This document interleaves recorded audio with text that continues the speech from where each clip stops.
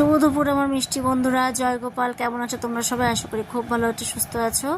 তো আজকে দেখো বৃষ্টির ওয়েদার, ভাবলাম একটু পুঁইশাক রান্না করি। মাছের মাথা ছিল, তা আলু দিয়ে কুমড়ো দিয়ে পুঁইশাক রান্না করছি।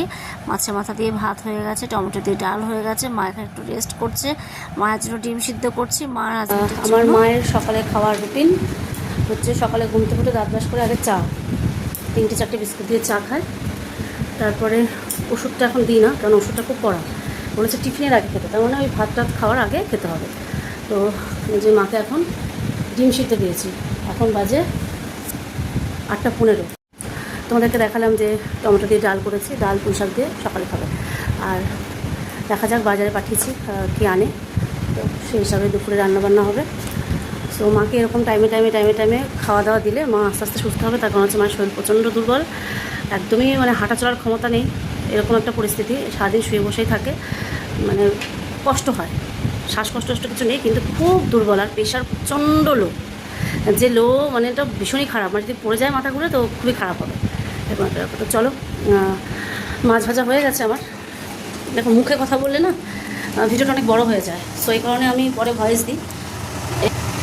মাছের মাথা হয়ে গেছে ভাজা, এখানে 5 ফোড়ন সময় দিয়ে আলু আর কুমড়োটাকে ভেজে দিচ্ছি, তারপরে পুঁইশাক দেবো। আমার হাজব্যান্ড খেয়ে যাবে, বুঝতেই পারছো, তাড়াতাড়ি করতে হচ্ছে। এখন বাজে কটা, 8:17। কেন ও এই ঘড়ি থেকে চলে না, ও আমার ঘরে এই ঘড়ি থেকে, ঘরের ঘড়ি থেকে চলে।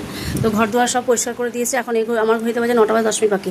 ও ঠিক 9:30 সময় বেরোবে, মানে যে ঘড়ি থেকেও বেরোয়, আসল ঘড়ি থেকেও বেরোয় না, ঘড়িটা ফাস্ট করা রয়েছে। তো চলো আবার আসছি।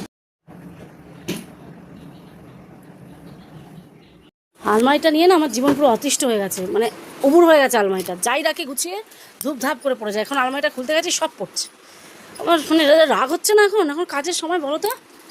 এখন এগুলো আবার সব গোছাতে হবে, গোছানো জামা সব পড়ে গেল আলমারি খুলতে গিয়ে। সো আমার হাজব্যান্ড নিয়ে এসছে ভোলা মাছ। তো ভোলা মাছ দিয়ে আলু দিয়ে পেঁয়াজ দিয়ে টমেটো ধনেপাতা দিয়ে করব। সর্ষে পোস্ত দিয়েও করতে পারতাম, কিন্তু ইচ্ছা করলো না, এইভাবে অনেকদিন খাওয়া হয় না, তাই করলাম একটু ঝাল ঝাল করে।